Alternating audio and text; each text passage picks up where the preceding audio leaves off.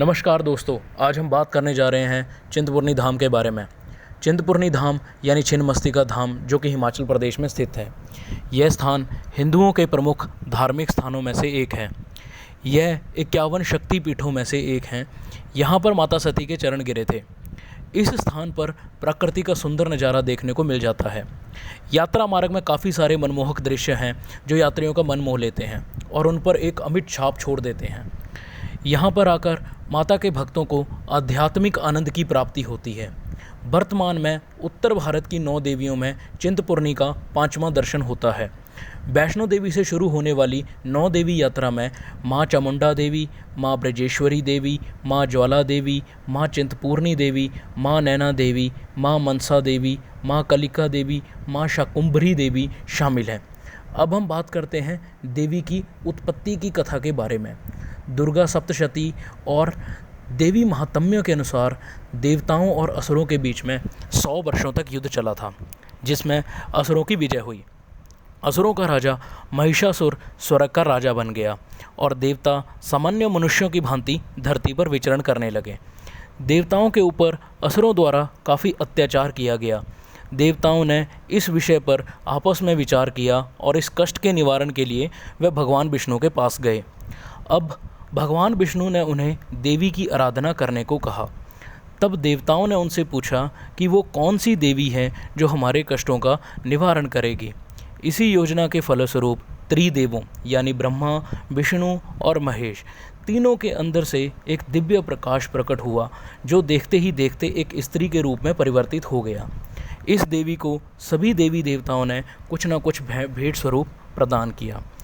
भगवान शंकर ने सिंह, भगवान विष्णु ने कमल, इंद्र ने घंटा, समुद्र ने कभी न मैली होने वाली माला प्रदान की। इसके बाद सभी देवी देवताओं ने देवी की आराधना की ताकि देवी प्रसन्न हो सके और उनके कष्टों का निवारण हो सके, और हुआ भी ऐसा ही।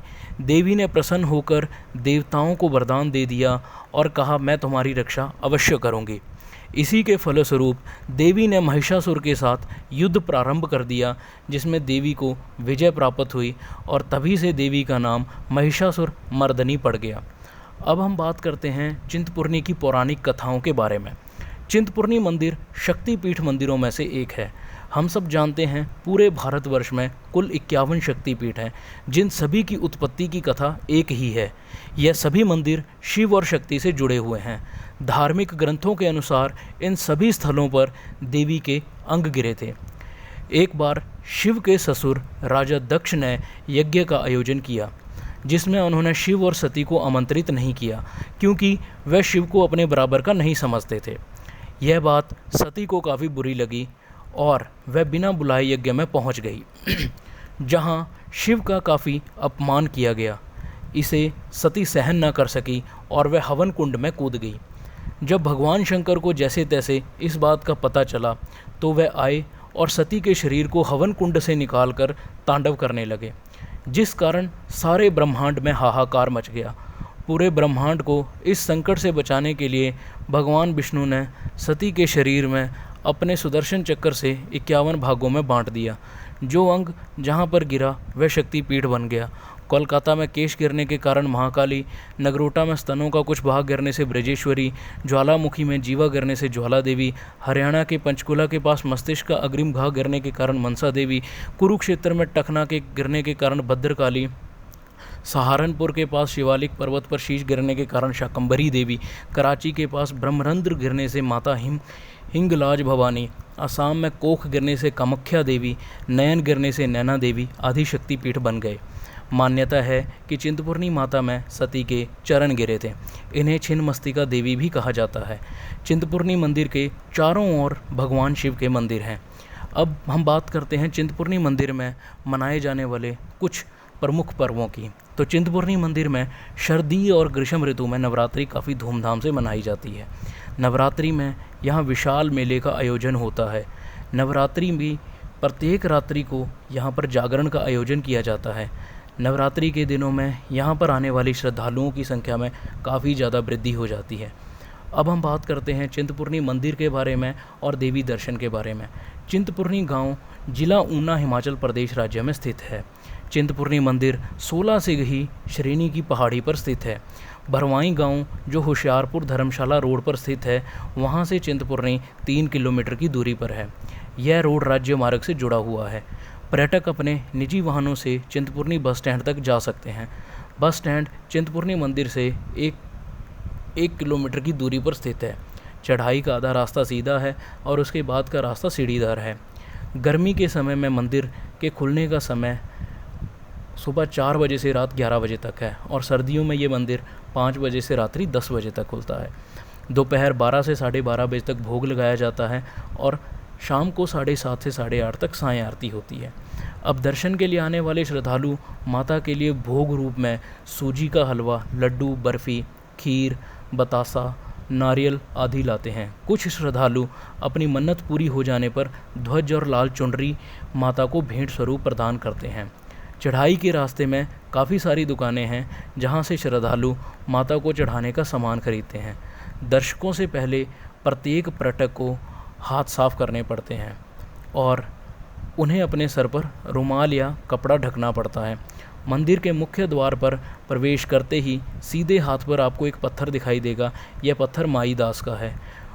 यही वह स्थान है जहां पर माता ने भक्त माईदास को दर्शन दिए थे। भवन के मध्य में माता की गोल आकार की पिंडी है, जिसके दर्शन भक्त कतारबद्ध होकर करते हैं। श्रद्धालु मंदिर की परिक्रमा करते हैं। माता के भक्त मंदिर के अंदर निरंतर भजन कीर्तन करते रहते हैं। इन भजनों को सुनकर मंदिर में आने वाले भक्तों को दिव्य आनंद की प्राप्ति होती है और कुछ पल के लिए वे सब कुछ भूलकर अपने को देवी को समर्पित कर देते हैं। मंदिर के साथ ही में वट का वृक्ष है, जहाँ पर श्रद्धालु कच्ची मूली